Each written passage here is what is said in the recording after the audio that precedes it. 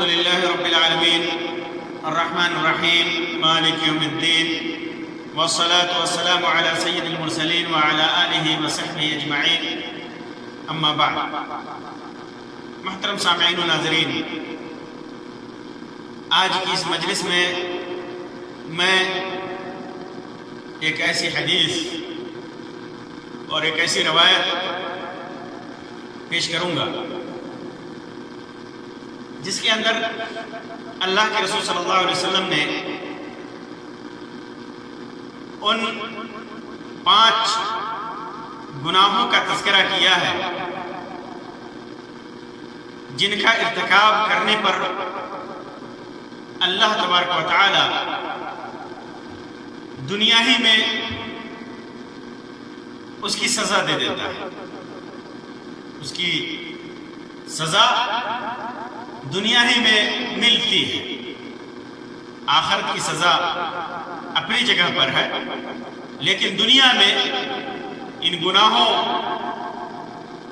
کے ارتکاب کی وجہ سے سزا متعین ہے، اللہ رب العزت کی طرف سے سزا متعین ہے۔ وہ روایت جسے امام ابن ماجہ نے اپنی سنن کے اندر اور امام طبرانی نے الاوسط کے اندر اور امام حاکم نے مستدرک کے اندر تھوڑے سے الفاظ کی تبدیلی کے ساتھ روایت کیا ہے۔ اس روایت کو علامہ البانی رحمۃ اللہ علیہ نے حسن قرار دیا ہے، یعنی یہ روایت حسن ہے۔ اس کے اندر یہ ہے کہ عبداللہ ابن عمر رضی اللہ تعالی عنہما بیان کرتے ہیں کہ اللہ کے رسول صلی اللہ علیہ وسلم نے ایک دن ہماری طرف متوجہ ہو کر فرمایا، یا معاشر المہاجرین، یا معاشر المہاجرین، اے مہاجرین کی جماعت۔ یہ مہاجرین معلوم ہے جو اس وقت مکہ والوں کی تکلیف اور مکہ والوں کی ستانے کی وجہ سے مکہ چھوڑ کر اللہ کے رسول صلی اللہ علیہ وسلم کے پاس مدینہ چلے گئے تھے۔ مہاجرین اس وقت انہی کو کہا جاتا تھا، یا اس سے پہلے جو لوگ حبشہ وغیرہ گئے تھے ہجرت کر کے ان کو کہا جاتا تھا، لیکن مدینے میں اللہ کے رسول صلی اللہ علیہ وسلم نے ان کو خطاب کیا، یا معاشر المہاجرین، اے مہاجرین کی جماعت۔ اگرچہ یہ خطاب خاص ہے، خاص طور سے اللہ کے رسول صلی اللہ علیہ وسلم نے مہاجرین کو خطاب کیا تھا، لیکن اس کا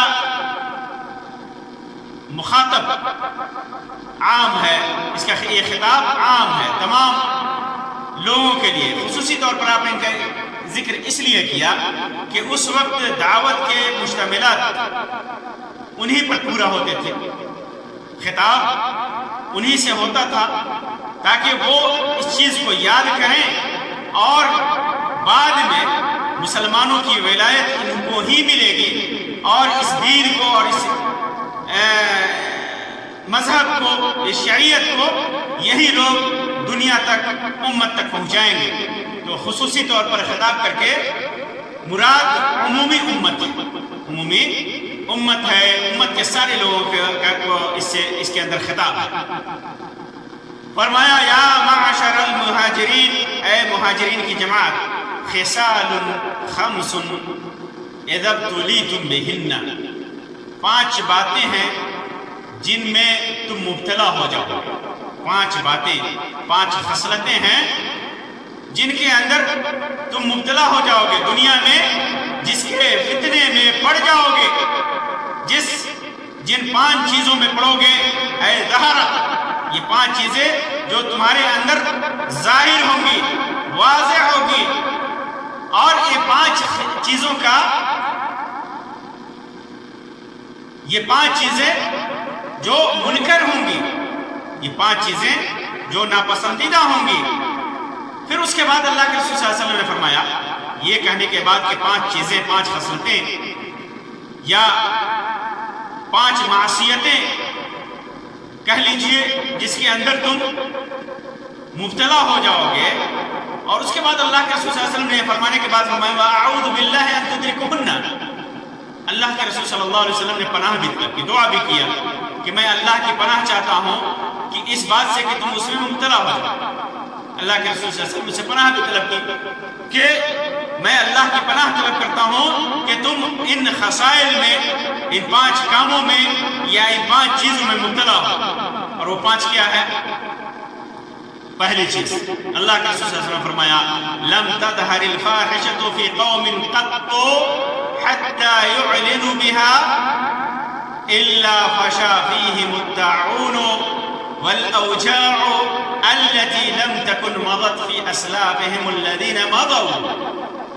وہ 5 خصلتیں بھی اللہ کے رسول صلی اللہ علیہ وسلم نے بیان فرمائی، اور ان 5 خصلتوں کی وجہ سے، ان 5 اعمال کی وجہ سے، ان 5 گناہوں کی وجہ سے جو پریشانی ہوگی، جو سزا ہوگی، اللہ تبارک و تعالیٰ کی طرف سے ان 5 چیزوں پر، ان 5 کاموں پر، ان 5 گناہوں پر جو سزا متعین ہے، وہ سزا بھی اللہ کے رسول صلی اللہ علیہ وسلم نے بتا دیا، وہ سزا بھی بتا دیا۔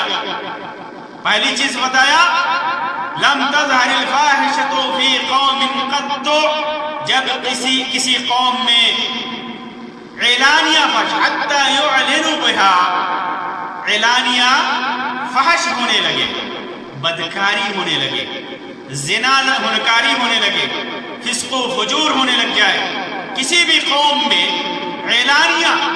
اعلانیہ زناکاری ہونے لگے، فسق و فجور ہونے لگے، بدکاری ہونے لگے، بدفعلی ہونے لگے، تو یہ جب ہونے لگے تو کیا ہوگا؟ الا فشا فیہم الطاعون، تو ان کے اندر طاعون پھیل جائے گا، طاعون کی بیماری پھیل جائے گی، حیضے کی بیماری آ جائے گی، حیضے کی بیماری آ جائے گی، اور صرف حیضے کی نہیں آئے گی، آگے فرمایا والاوجاع التي لم تكن مضت في اسلافهم الذين مضوا، ایسی بیماریاں پھوٹ پڑیں گی جو ان سے پہلے لوگوں میں نہ تھیں۔ ایسی بیماریاں آئیں گی، ایسی بیماریاں آئیں گی کہ پہلے آدمی نام نہیں سنا ہوگا، پہلے کسی قوم میں یہ بیماریاں نہیں ہوں گی۔ جب اس قسم کے، جب بدکاری عام ہوگی، جب گناہ عام ہوگا، زناکاری، بدفعلیاں عام ہوں گی، تو ایسی بیماریاں پھوٹیں گی۔ ایک تو طاعون کی بیماری، حیضے کی بیماری آئے گی، اور اس کے ساتھ ساتھ ایسی بیماریاں بھی آئیں گی جن بیماریوں کا لوگوں نے نام نہیں سنا ہوگا، جو بیماریاں، جن بیماریوں کی کوئی تاریخ نہیں، کوئی ہسٹری نہیں، کوئی اتہاس نہیں، وہ بیماریاں پہلے نہیں تھی، وہ بیماریاں اب ہوں گی۔ آپ نے بیماریوں کا نام سنا ہوگا، کیسی بیماریاں زناکاری کی وجہ سے، فاحشکاری کی وجہ سے کیسی بیماریاں آئیں۔ ایڈز کی بیماری مشہور ہے، یہ بیماری ایسی تھی کہ لوگ اس سے پہلے اس بیماری کا تصور تک نہیں کر سکتے تھے، اور جس انسان کو ایڈز کی بیماری لاحق ہو جاتی ہے تو پھر اس کی زندگی بچانا مشکل ہو جاتا ہے۔ اس کے علاوہ بھی، ایڈز کے علاوہ بھی بے شمار بیماریاں ہیں جو وقت کے ساتھ ساتھ ہمارے درمیان پھیلتی جا رہی ہیں، وہ بیماریاں جن کا نام ہم نے نہیں سنا، وہ بیماریاں جنہیں ہم جانتے ہی نہیں تھے، وہ بیماریاں عام ہو رہی ہیں۔ جس قوم میں بھی زناکاری عام ہو جائے گی، جس دور میں بھی بدکاری، بدفعلی، زناکاری عام ہو جائے گی، یہ بیماریاں پھیلتی جائیں گی، ایسی بیماریاں آئیں گی کہ جس کا نام تک نہیں سنا گیا ہوگا۔ اور دوسری بات، دوسری چیز، دوسری خصلت اور اس کی سزا، اللہ کے رسول صلی اللہ علیہ وسلم فرمایا وَلَمْ يَنْقُصُ الْمِكْيَالَ بِالْمِيزَانِ إِلَّا أُخِذُوا بِالسِّنِينِ وَشِدَّةِ الْمُؤُنَةِ وَجَوْرِ السُّلْطَانِ عَلَيْهِمْ۔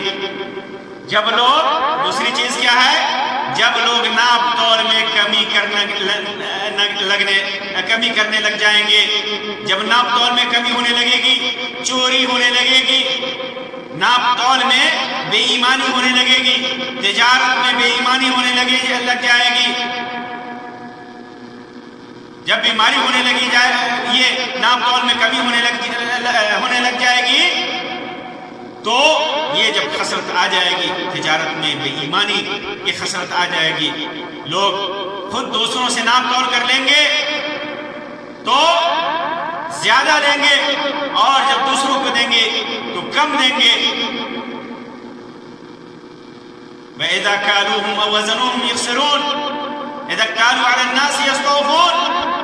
اسی کی تعبیر اللہ تبارک و تعالیٰ نے کیا ہے، اذا اكْتَالُوا عَلَى النَّاسِ يَسْتَوْفُونَ، جب لوگوں سے تول کر کوئی چیز لیں گے تو پورا لیں گے۔ وَإِذَا كَالُوهُمْ أَوْ وَزَنُوهُمْ يُخْسِرُونَ، اور جب لوگوں کو دیں گے ناپ تول کے تو کمی کر کے دیں گے۔ تو جب ناپ تول میں لوگ کمی کرنے لگیں گے تو کیا ہوگا؟ کون سی سزا آئے گی؟ دنیا میں، دنیا ہی میں وہ سزا آئے گی، کون سی؟ إِلَّا أُخِذُ بِالسِّنِينِ، قحط سالی آئے گی، بارش بند ہو جائے گی، بارشیں ہونی بند ہو جائیں گی، اور پانی کی کمی ہو جائے گی، غلے کے اندر سوکھا پن آ جائے گا، غلہ کم ہو جائیں گے، غلے کی پیداوار کم ہو جائے گی، قحط سالی آنے لگے گی۔ اور پہلی سزا ناپ تول میں کمی کرنے کی پہلی سزا قحط سالی، دوسری سزا شدت المؤنہ، معاشی تنگی نازل ہو جائے گی۔ آپ غور کیجئے، جس زمانے میں، جس دور میں، جس ملک میں لوگوں نے تجارتوں میں گھوٹالے شروع کیے، تجارتوں میں ڈنڈی مارنا شروع کیا، ناپ تول میں ڈنڈی مارنا شروع کیا، کس طرح وہ معاشی تنگحالی کے شکار ہوئے۔ اور آج بھی جو قوم، جو معاشرہ اور جو شہر، جو ملک اس بیماری کا شکار ہے، وہ معاشی تنگحالی سے دوچار ہے۔ آدمی یہ سمجھتا ہے کہ ڈنڈی مار کر لوگوں سے کچھ لے تو لے گا، لیکن اور اس لیے لے گا کہ اس کی دولت بڑھ جائے، دولت نہیں بڑھتی بلکہ اسے مزید معاشی تنگی کا شکار ہونا پڑتا ہے۔ تو دوسری سزا ہے یہ۔ اور تیسری سزا ملے گی، جب آدمی ناپ تول میں ڈنڈی مارتا ہے تو اس کی تیسری سزا ملتی ہے۔ پہلی سزا قحط سالی، خشک سالی، دوسری سزا معاشی تنگی، رزق میں تنگی، اور تیسری سزا وجور السلطان علیہم، حاکم جو ہوتا ہے ان کے اوپر ظلم کرنے لگتا ہے۔ جو حاکم ہوتا ہے وہ ظلم کرنے لگتا ہے، یہ حکمرانوں کے ظلم و زیادتی کا شکار ہو جاتے ہیں۔ جس معاشرے میں، جس ملک میں، جس معاشرے میں، جس وقت میں لوگ تجارتوں میں ڈنڈی مارنے لگتے ہیں، ناپ تول میں کمی کرنے لگتے ہیں، تو تیسری سزا ان کو ملتی ہے کہ وہ اپنے حکمرانوں کی زیادتی کے شکار ہو جاتے ہیں، ظلم کے شکار ہو جاتے ہیں۔ ان کے حکمراں ان کے اوپر ظلم کرنے لگتے ہیں، ان کے اوپر زیادتی کرنے لگتے ہیں۔ تو یہ تین سزائیں صرف ناپ تول میں کمی کی ہیں۔ تیسری خصلت اللہ کے رسول صلی اللہ علیہ وسلم نے بیان فرمائی، تیسری چیز، اور اس پر سزا، اور اس تیسرے گناہ کی سزا، تیسری خصلت پر سزا۔ وَلَمْ يَمْنَعُوا زَكَاةَ أَمْوَالِهِمْ إِلَّا مُنِعُوا الْقَطْرَ مِنَ السَّمَاءِ، جب لوگ اپنے مالوں کی زکوٰۃ ادا نہیں کرتے ہیں یا زکوٰۃ ادا نہیں کریں گے تو اللہ تبارک و تعالی آسمان سے بارش کو روک دیتا ہے۔ یہ زکوٰۃ نہ دینے کی سزا ہے دنیا میں۔ آخرت میں جو سزا ہے وہ اپنی جگہ پر ہے۔ دنیا میں اللہ تبارک و تعالی اس مسلم قوم کی بارش روک لیتا ہے جس قوم کے اندر مال کے اندر زکوٰۃ کی ادائیگی نہ پائی جاتی. جو لوگ زکوٰۃ روکتے ہیں، جو مسلم معاشرہ زکوٰۃ ادا نہیں کرتا، جو مسلم معاشرہ زکوٰۃ دینے سے اعراض کرتا ہے، تو اللہ تبارک و تعالیٰ ان کو دنیا میں سزا دیتا ہے کہ بارش رک جاتی ہے. بلکہ ایسا ہوتا ہے کہ اگر اللہ کی دیگر مخلوق نہ ہو تو بارش ہو ہی نہیں، بارش میں کمی آتی ہے، غلہ کی پیداوار، غلہ جات کی پیداوار میں کمی آ جاتی ہے. اگر اللہ کی دوسری مخلوق نہ ہو تو پھر انہیں بارش ہی نہ ہو.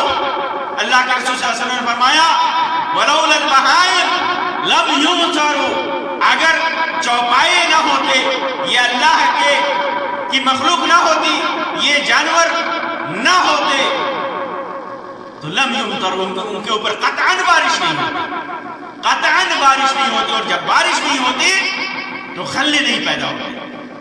یہ جانوروں کی وجہ سے اللہ تبارک و تعالیٰ تھوڑی بہت بارش دیتا ہے، تو ان جانوروں کی وجہ سے، بے زبان جانوروں کی وجہ سے. ایک بات، اللہ تبارک و تعالیٰ کتنا غصہ ہوتا ہے، یہ شدت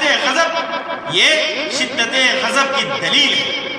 اللہ تبارک و تعالیٰ کی شدت غضب کی دلیل ہے.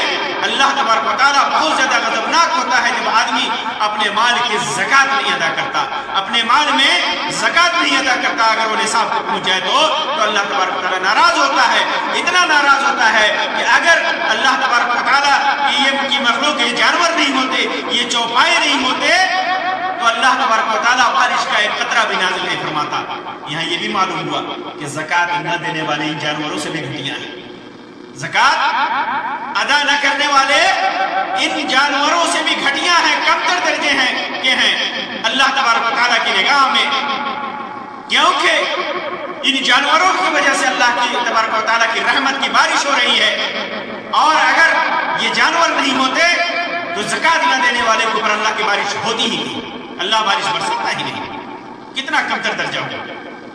تو یہ ایک گناہ اور ایک معصیت، ایک خصلت زکوٰۃ نہ ادا کرنا، اور اس کی سزا یہ ہے کہ اللہ تبارک و تعالیٰ دنیا میں بارش نہیں برساتا. پھر چوتھی خصلت یا چوتھا گناہ یا چوتھی چیز جو اللہ تبارک و تعالیٰ نے بیان فرمائی اور اس پر سزا بھی متعین کیا، اللہ کے رسول صلی اللہ علیہ وسلم نے بیان فرمائی اور اللہ تبارک و تعالیٰ کی طرف سے سزا بھی متعین فرمایا دنیا کے اندر.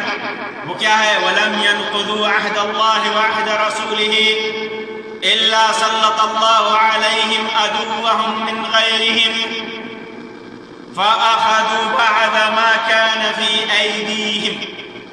جب لوگ اللہ اور اس کے رسول کے عہد و پیمان کو توڑ دیتے ہیں، اللہ اور اس کے رسول سے جو انہوں نے عہد و پیمان کیا ہے، جو بھی عہد و پیمان کیا ہے، جہاد کرنے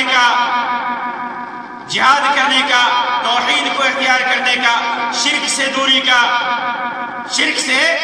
کا، ایک اللہ کی عبادت کا، مخلوق کی خدمت کا، خلق جو بھی عہد کیا ہے دین پر چلنے کا، شریعت پر چلنے کا، خرافات و بدعات سے دور رہنے کا، شرک سے دور رہنے کا، جو بھی عہد و پیمان کیا ہے، اگر اس عہد و پیمان کو توڑتا ہے کوئی، یا جو لوگ توڑتے ہیں، إِلَّا صَلَّطَ اللَّهُ عَلَيْهِمْ عَدُوَّهُمْ مِنْ غَيْرِهِمْ.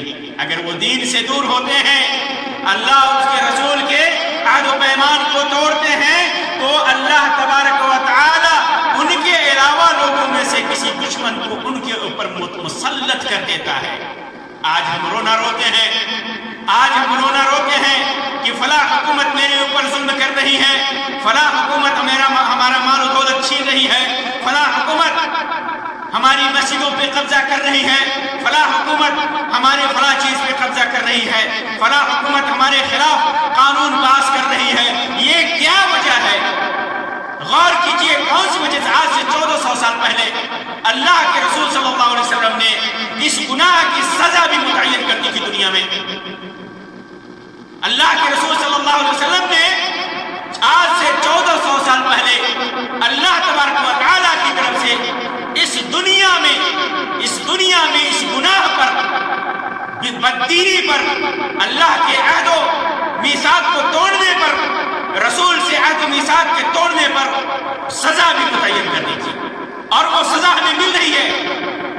جب جب اس امت نے جہاں اس امت نے اللہ سے اپنے عہد و میثاق کو توڑا ہے، دین سے بیزاری کی ہے، دین سے اس امت نے دوری اختیار کی ہے، اللہ تبارک و تعالیٰ نے غیر کو ہمارے اوپر مسلط کر دیا ہے، چاہے وہ ہلاکو ہو، چنگیز ہو، یا موجودہ دور کی بڑی حکومتیں ہوں، غیر مسلم حکومتیں ہوں، چاہے وہ جس طریقے سے بھی ہمارے خلاف آئیں، چاہے وہ ہماری مسجدیں توڑیں، ہماری مسجدوں پر قبضہ کریں، یا ہمارے خلاف قانون بنائیں، ہماری زمینوں پر قبضہ کریں، ہماری مال و دولت پر قبضہ کریں، ہماری تجارتوں پر قبضہ کریں، چاہے جس طرح بھی ہمارے ذہن پر قبضہ کر لیں، ہمارے جسم پر قبضہ کر لیں، اللہ تبارک و تعالیٰ نے اسی پاداش میں ان غیروں کو ہمارے اوپر مسلط کر دیا ہے۔ یہ دین سے دوری کا نتیجہ ہے، اللہ کے عہد و میثاق کو توڑنے کا نتیجہ ہے۔ اللہ اور اس کے رسول صلی اللہ علیہ وسلم سے جو عہد ہم نے کیا تھا، جو میثاق کیا تھا، جس دین کو ہم نے سینے سے لگایا تھا، اس کو ہم نے توڑ دیا، اس دین کو سینے سے ہم نے دور کر دیا، اس دین سے ہم نے دوری اختیار کر لی، تو یہ سزا تو ملنی ہی تھی، یہ اعلام نبوت میں سے ہے، یہ غیبیات میں سے ہے، ایسی پوشیدہ چیزوں میں سے ہے جس کا بیان اللہ کے رسول صلی اللہ علیہ وسلم نے کر دیا تھا۔ یہ پیشی گوئی ہے، یہ اللہ کے رسول صلی اللہ علیہ وسلم کی پیشی گوئی ہے، معجزہ ہے۔ آپ دیکھ لیجئے، جب ہم نے دین سے دوری اختیار کی ہے، ہمارے اوپر ہمارے غیر مسلط ہوتے گئے ہیں، اور یہ بطور سزا ہے، اللہ تبارک و تعالیٰ نے بطور سزا دنیا میں ہمارے لیے مسلط کر رکھا ہے، یہ متعین کر رکھا ہے، واللہ المستعان۔ اور پانچویں خصلت جس پر جو حرام ہے، پانچواں گناہ اور اس پر سزا، اللہ کے رسول صلی اللہ علیہ وسلم نے بیان فرمایا، وَمَا لَمْ تَحْكُمْ أَئِمَّتُهُمْ بِكِتَابِ اللَّهِ عَزَّ وَجَلَّ وَيَتَخَيَّرُوا فِي مَا أَنزَلَ اللَّهُ إِلَّا جَعَلَ اللَّهُ بَأْسَهُمْ بَيْنَهُمْ۔ جب ان کے حکمراں، کن کے حکمراں؟ مسلمانوں کے حکمراں، مسلمانوں کے امام، مسلمانوں کے حاکم، مسلمانوں کے بادشاہ، مسلمانوں کے ملوک، جب یہ کیا کرتے ہیں؟ ما لم تحکم، اللہ تعالیٰ کی کتاب کے مطابق فیصلے نہیں کرتے۔ ما لم تحکم ائمتهم بکتاب اللہ عز وجل، جب مسلمانوں کے حکمراں اللہ تعالیٰ کی کتاب کے مطابق فیصلے نہیں کرتے تو وَيَتَخَيَّرُوا فِي مَا أَنزَلَ اللَّهُ، اور اللہ نے جو نازل کیا اس کو اختیار نہیں کرتے۔ جو بھی حکم، جو بھی احکام اللہ تبارک و تعالیٰ نے نازل کیا، چاہے وہ قرآن کے ذریعے، چاہے اپنے رسول کی زبانی، اللہ تبارک و تعالیٰ نے جو بھی کچھ بھی حکم نازل کیا اس کو اختیار نہیں کرتے تو کیا کرتا ہے اللہ تعالیٰ؟ جب یہ گناہ کرتے ہیں، اللہ کے جب ائمہ، ہمارے حکام، ہمارے حکمراں، ہمارے ملوک، ہمارے بادشاہ اللہ کی کتاب کے مطابق فیصلے نہیں کرتے، اللہ تبارک و تعالیٰ کی نازل کردہ احکام کو نہیں اختیار کرتے، تو اللہ تبارک و تعالیٰ دنیا میں سزا دیتا ہے۔ اور وہ دنیاوی سزا کیا ہے؟ إِلَّا جَعَلَ اللَّهُ بَأْسَهُمْ بَيْنَهُمْ، اللہ تبارک و تعالیٰ ان میں پھوٹ اور اختلاف ڈال دیتا ہے، ان میں پھوٹ اختلاف ڈال دیتا ہے، اور جب ان میں اختلاف ہوتا ہے، جب ان میں پھوٹ پڑتی ہے تو غیر ہمارے دشمن ہو جاتے ہیں۔ جو غیر ہیں، جو ہمیشہ اس طاق میں رہتے ہیں کہ کب مسلمان آپسی اختلاف کا شکار ہوں تو وہ ہمارے اوپر ٹوٹ پڑتے ہوں، دل منتشر ہو جاتے ہیں، ہمارے اوپر اللہ رب العزت کی یہ سزا آ جاتی ہے، یہ سزا کے طور پر ہے۔ یہ اختلاف ہمارا آپسی معاملہ نہیں ہے، امت کو اختلاف یہ آپسی معاملہ نہیں ہے کہ ہمارے اندر ہے، صرف اتنا ہی نہیں ہے بلکہ یہ اختلاف ایک دین کا معاملہ ہے، ایک شریعت کا معاملہ ہے، شریعت سے دوری کا نتیجہ ہے۔ جب ہم شریعت سے دور ہوتے ہیں، آپس میں اختلاف کے شکار ہوتے ہیں، تو یہ اللہ تبارک و تعالیٰ کی سزا ہے۔ صرف ہمارے تک محدود نہیں رہتا کہ ہم نے کیا اور بس اتنا ہی تک منحصر ہے، یہ بطور سزا ہے اللہ تبارک۔ وہ سزا کس وجہ سے ہے؟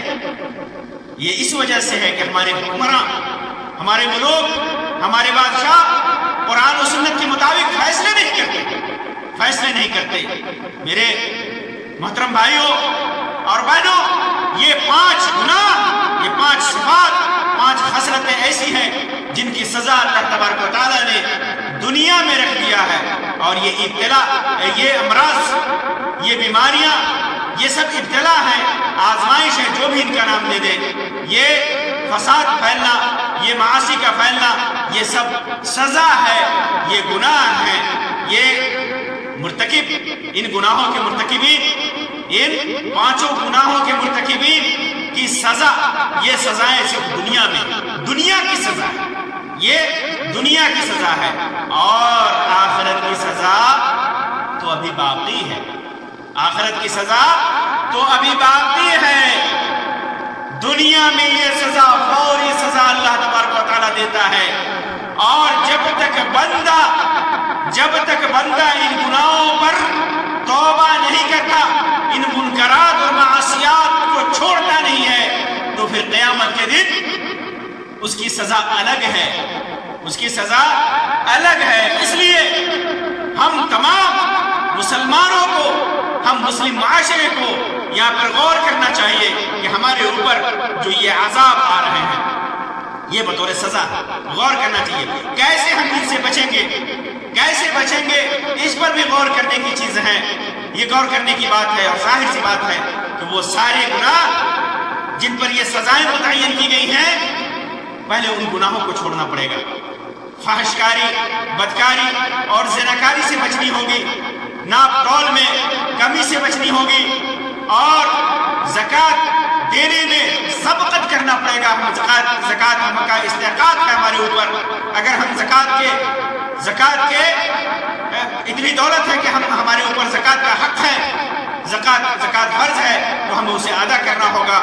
پھر اس کے بعد اللہ اور اس کے رسول کے عہد و پیمان کی پاسداری کرنی ہوگی، اور ہمارے حکمران کو اور ائمہ کو، ہمارے ملوک کو، بادشاہوں کو اللہ اور اس کے رسول کے احکام کی پیروی کرنی پڑے گی، اور اسے کے مطابق فیصلہ کرنا پڑے گا۔